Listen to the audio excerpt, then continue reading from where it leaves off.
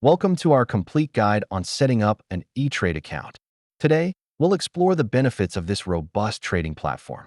E-Trade offers a variety of account types, including individual, joint, retirement, and custodial accounts, each tailored to different investor needs. Before we get started, make sure you're eligible.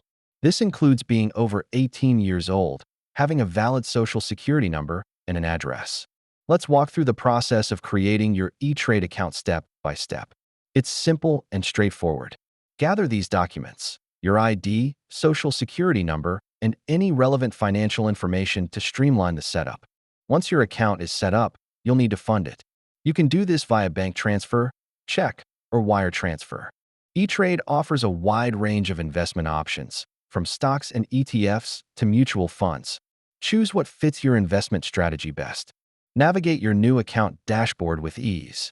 Explore key features and tools that E-Trade provides. Avoid common pitfalls like skipping the eligibility check or rushing through the setup process. Take your time to ensure accuracy. You've set up your E-Trade account. Now, you're all set to start trading. Take the next steps confidently.